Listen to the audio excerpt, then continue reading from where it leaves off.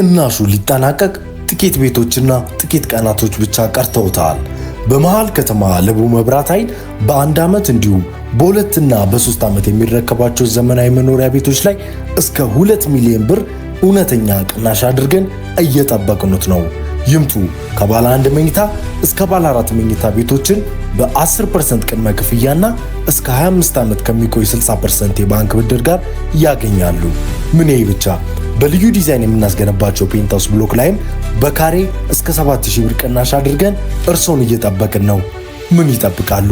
አሁኑኑ ከታች ባለው ስልክ ይደውሉ። ዲኤምሲ ሪል ስቴት።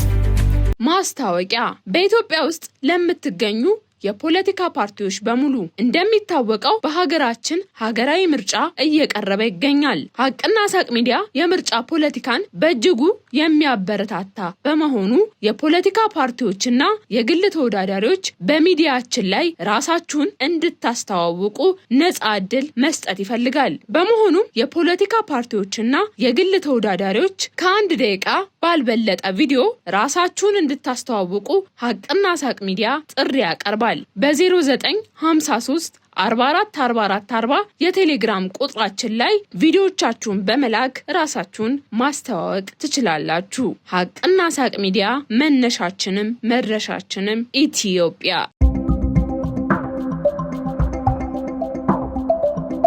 አቶ ጌታቸው ረዳ የትግራይ ጊዜያዊ አስተዳደር ፕሬዝዳንት ጀነራል ታደሰ ወረደና ሌሎች ከስልጣን እስካልወረዱ ድረስ ትግራይ አትረጋጋም ሲሉ ገለጹ። ጤና ይስጥልኝ የተወደዳችሁና የተከበራችሁ የሐቅና ሳቅ ሚዲያ ተከታታዮች፣ ሰላምታችን በያላችሁበት ይድረስ። አዳዲስና ወቅታዊ መረጃዎችን የያዘው ወሳኝ መረጃ አሁን ጀመረ። አብራችሁን እንድትቆዩ እየጋበዝኩ ርዕሶቹን አስቀድማለሁ። አቶ ጌታቸው ረዳ የትግራይ ጊዜያዊ አስተዳደር ፕሬዝዳንት ጀነራል ታደሰ ወረደና ሌሎች ከስልጣን እስካልወረዱ ድረስ ትግራይ አትረጋጋም ሲሉ ገለጹ። ህወሓት የፌዴራል መንግስቱ አዲስ ጦርነት ለመክፈት እየተዘጋጀ ነው ሲል ከሰሰ። አንቶኒዮ ጉተሬስ ስለ ኢትዮ ኤርትራ ውጥረት በአዲስ አበባ ሊመክሩ እንደሆነ ተገለጸ። በኬንያ ማንዴራ ግዛት የሚኖሩ ከ300 በላይ ኢትዮጵያውያን ወደ ሀገራቸው ሊመለሱ እንደሆነ ተገለጸ። ከጋሪ ፈረስ ጋር የተጋጨ ሲኖትራክ ተሽከርካሪ መስመሩን ስቶ የህዝብ ማመላለሻ ተሽከርካሪን በመግጨቱ የ6 ሰዎች ሕይወት አለፈ። ተከድቻለሁ በማለት መንታ ልጆቿን ገላ የቀበረችው እናት በእስራት ተቀጣች። አቶ ጌታቸው ረዳ የትግራይ ጊዜያዊ አስተዳደር ፕሬዝዳንት ጀነራል ታደሰ ወረደ ከስልጣን እስካልወረዱ ድረስ ትግራይ አትረጋጋም ሲሉ ገለጹ። የቀድሞ የትግራይ ጊዜያዊ አስተዳደር ፕሬዝዳንት ጌታቸው ረዳ የትግራይ ጊዜያዊ አስተዳደር ፕሬዝዳንት ጀነራል ታደሰ ወረደና በዙሪያቸው ያሉ የህወሓት አክራሪዎች እስካሉ ድረስ ትግራይ ከቀውስ አትወጣም በማለት አስጠነቀቁ። አቶ ጌታቸው ፎርቹን ጋዜጣ ላይ ባወጡት ሐተታ ጀነራል ታደሰ ወረደ የጊዜያዊ አስተዳደሩ ምክትል ፕሬዝዳንት በነበሩበት ወቅት ህወሓት ውስጥ የሚገኙ አክራሪዎችን ሲያባብሉና ጊዜያዊ አስተዳደሩን በተደጋጋሚ ቀውስ ውስጥ ሲከቱ ነበር በማለት ወቅሰዋል። አቶ ጌታቸው ጀነራል ታደሰ ወረደ በእሳቸውና በአክራሪዎች መካከል አሸማጋይ መስሎ በመቅረብ የፓርቲው ጥገኛ አድርገዋቸው እንደነበር በመጥቀስ በኋላም ጀነራሉ የጊዜያዊ አስተዳደሩ ፕሬዝዳንት መሆናቸው በትግራይ ብዙ ጥፋት ማስከተሉን ገልጸዋል። ጀነራል ታደሰ የክልሉን ኢንቨስትመንትና መሬት ጉዳዮች እንዲቆጣጠሩ የተሰጣቸውን ኃላፊነት ራሳቸውንና በዙሪያቸው ያሉ አካላትን ለማበልጸግ ተጠቅመውበታል ያሉት አቶ ጌታቸው ጀነራል ታደሰን ለፈጸሙት ሴራና ጥፋት ሁሉ አለመቅጣታቸው ስህተት እንደነበር አውስተዋል። ህወሓት የፌዴራሉ መንግስት አዲስ ጦርነት ለመክፈት እየተዘጋጀ ነው በማለት ከሰሰ። ህወሓት ትናንት የካቲት 2 2018 ዓ.ም ባወጣው መግለጫ የኢትዮጵያ መንግስት እየቀሰቀሰ ያለው አዲስ ዙር ደም አፋሳሽ ጦርነት እንዲቆም ጠይቋል። በባለፈው ሳምንት በሰራዊቱና በሰላማዊ ህዝቡ ላይ በሰማይና በምድር በተፈጸመ ጥቃት የወገኖቻችንን ህይወት አጥተናል ብለዋል። የኢትዮጵያ መንግስት አሁን ላይ መጠነ ሰፊ የጦርነት መሳሪያና የሰራዊት እንቅስቃሴ በማድረግ ግዙፍ ወታደራዊ አቅሙን ወደ ትግራይ በማስጠጋት ለሌላ ዙር ጦርነት በማሴር ላይ ይገኛል ሲልም ድርጅቱ ከሷል። ህወሓት በፕሪቶሪያ የተደረሰውን የተኩስ አቁም ስምምነት ወደ ዘላቂ ሰላም እንዲሸጋገር ያለ እረፍት ሲታገለ መቆየቱን ገልጾ አደገኛ ውጤት ያለው የመንግስት ወታደራዊ ዝግጅት ቆሞ በስምምነቱ መሰረት ወደ ውይይት ሊገባ ይገባል ብለዋል። ዓለም አቀፉ ማህበረሰብ ስምምነቱ የፕሪቶሪያው እንዲከበር ለቀረበው ጥሪ እስካሁን ጆሮ ዳባ ልበስ ማለቱን የጠቀሰው መግለጫው የተባበሩት መንግስታት ድርጅት፣ የአፍሪካ ህብረትና አሜሪካ ሰሞኑን ያወጡት ማሳሰቢያ ጥሩ ጅማሮ ቢሆንም ከማሳሰቢያ ባለፈ ጦርነቱን ለማስቆም ጭብጥ ያለው እንቅስቃሴ እንዲያደርጉ አሳስቧል። አንቶኒዮ ጉተሬስ ስለ ኢትዮ ኤርትራ ውጥረት በአዲስ አበባ ሊመክሩ እንደሆነ ተገለጸ። የተባበሩት መንግስታት ድርጅት ዋና ጸሐፊ አንቶኒዮ ጉተሬስ በዚህ ሳምንት አዲስ አበባን እንደሚጎበኙ ተሰምቷል። ጉተሬስ በጉብኝታቸው በአፍሪካ ህብረት ስብሰባ ላይ እንደሚሳተፉ የተነገረ ሲሆን ጎን ለጎንም ከተለያዩ የአፍሪካ ሀገራት መሪዎች ጋር ይወያያሉ። በዚህ ጉብኝታቸው ከኢትዮጵያ መሪዎች ጋር እንደሚወያዩ የተመላከተ ሲሆን በዋናነትም ስለተባባሰው የኢትዮ ኤርትራ ውጥረት ይነጋገራሉ ተብሏል። እንደሚታወቀው የኢትዮጵያ መንግስት ኤርትራ በኢትዮጵያ ላይ እያደረገ ስላለው ህገወጥ ድርጊት በኢፌዴሪ የውጭ ጉዳይ ሚኒስቴር በኩል 2 ጊዜ ይፋዊ ደብዳቤ ለተባበሩት መንግስታት ድርጅት አስገብተዋል። ሆኖም ድርጅቱ ለሁለቱ የኢትዮጵያ ደብዳቤዎች ምላሽ ሳይሰጥ ቆይተዋል።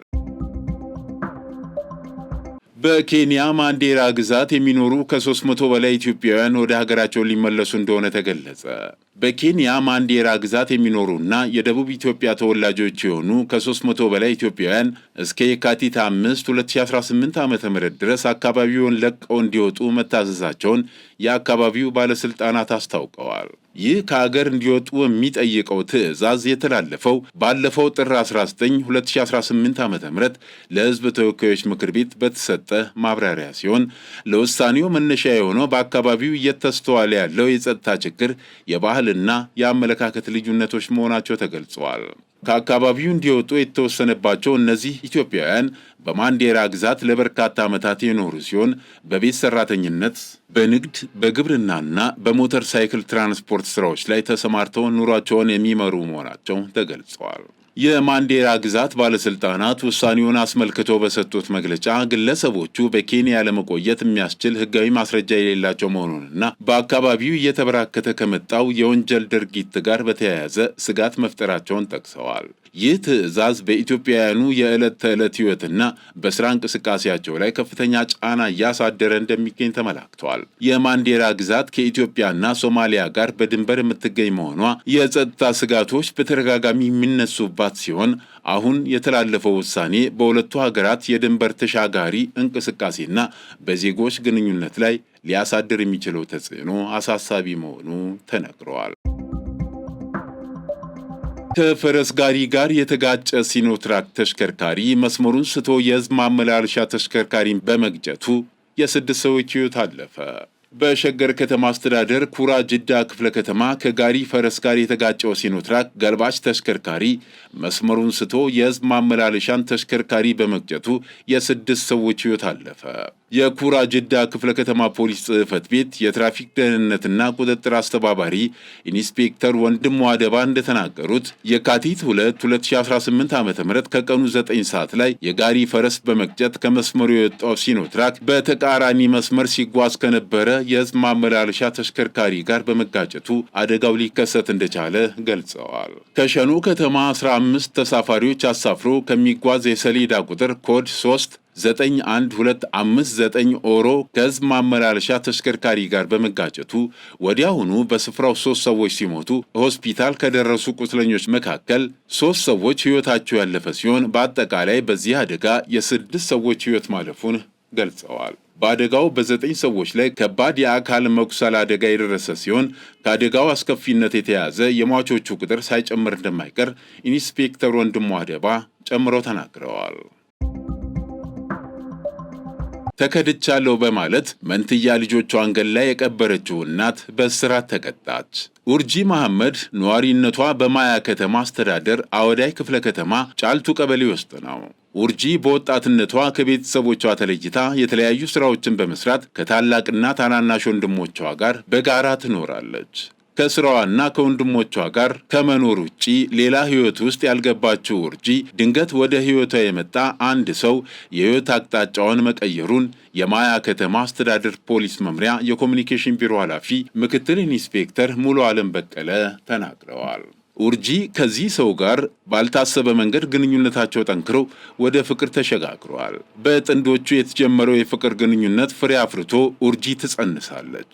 ሆኖም ፍቅረኛዋ መጸነሷን በተረዳበት ወቅት ካጠገቧ ይሰወራል። የመውለጃዋ ጊዜ እስከሚደርስ በጤና ጣቢያ ክትትል ስታደርግ እርግዝናው ሰላማዊና ጤነኛ የመንታ ልጆች እናት እንደሆነች ይነገራታል። በዚህ ደስተኛ ያልሆነችው ውርጂ በተከዳችው ሰው መንታ ልጆች ማርገዟ ትልቅ የስነ ልቦና ችግር ቢፈጥርባትም ሰኔ 10 2018 ዓ.ም ክትትል በምታደርግበት ጤና ጣቢያ አንዲት ሴትና አንድ ወንድ ልጅ በሰላም ተገላግላለች። ከጤና ጣቢያ መንታ ልጆቿን በሰላም ተረክባ ወደ ቤቷ ከመጣች በኋላ ጨቅላ ሕፃናቱ በተለያዩ ምክንያት እያለቀሱ ሲያስቸግሯት በተለያየ መንገድ ከመከዳቱ ስሜት ጋር የተፈጠረባት ጭንቀት ሁለቱን መንታ ልጆቿን በተጠቀለሉበት ጨርቅ አፍና በመግደል ማንም ሳያያት በመኖሪያ ቤቷ አፈር በመቆፈር መንታ ልጆቿን እንደቀበረች ምክትል ኢንስፔክተር ሙሉ ዓለም በቀለ ተናግረዋል። በነጋታው የሕፃን ለቅሶ መስማት ያልቻለው ታናሽ ወንድሟ ስለ ሕፃናቱ ሲጠይቃት ባልተረጋጋ ስሜት መተኛታቸውን ብትገልጽም ተጠራጥሮ በቤታቸው ጓሮ የተቆለለ አፈር ላይ 2 ትልልቅ ድንጋይ እንደተቀመጠበት ሲመለከት ለታላቅ ወንድሙ ይነግረዋል። ታላቅ ወንድሙም በአካባቢው ለሚያውቃቸው የሀገር ሽማግሌዎች ጥርጣሬውን ያስረዳል። የሀገር ሽማግሌዎችም ጉዳዩን ወዲያውኑ ለፖሊስ በማሳወቅ በተደረገ ምርመራ መንታ ልጆቹ የተቆለለው ክምር አፈር ውስጥ መቀበራቸው ተረጋግጧል። ፖሊስ የድርጊቱን ፈጻሚ ተከሳሽ ውርጂ መሐመድን በቁጥጥር ስር በመዋል በክምር አፈር ውስጥ የተቀበሩትን መንታ ልጆች አስከሬን በክብር አውጥቶ ለምርመራ ወደ ሆስፒታል ልኳል።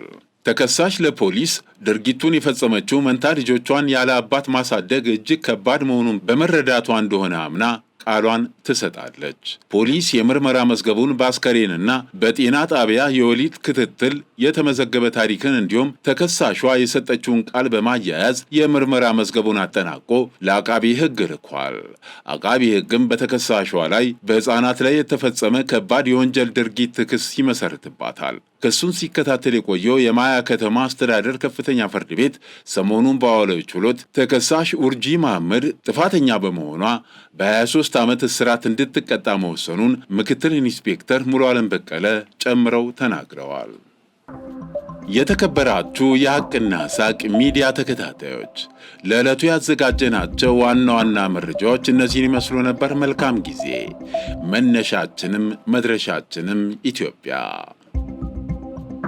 ማስታወቂያ በኢትዮጵያ ውስጥ ለምትገኙ የፖለቲካ ፓርቲዎች በሙሉ እንደሚታወቀው በሀገራችን ሀገራዊ ምርጫ እየቀረበ ይገኛል። ሐቅና ሳቅ ሚዲያ የምርጫ ፖለቲካን በእጅጉ የሚያበረታታ በመሆኑ የፖለቲካ ፓርቲዎችና የግል ተወዳዳሪዎች በሚዲያችን ላይ ራሳችሁን እንድታስተዋውቁ ነፃ ዕድል መስጠት ይፈልጋል። በመሆኑም የፖለቲካ ፓርቲዎችና የግል ተወዳዳሪዎች ከ1 ደቂቃ ባልበለጠ ቪዲዮ ራሳችሁን እንድታስተዋውቁ ሐቅና ሳቅ ሚዲያ ጥሪ ያቀርባል። በ0953 444440 የቴሌግራም ቁጥራችን ላይ ቪዲዮቻችሁን በመላክ ራሳችሁን ማስተዋወቅ ትችላላችሁ። ሐቅና ሳቅ ሚዲያ መነሻችንም መድረሻችንም ኢትዮጵያ።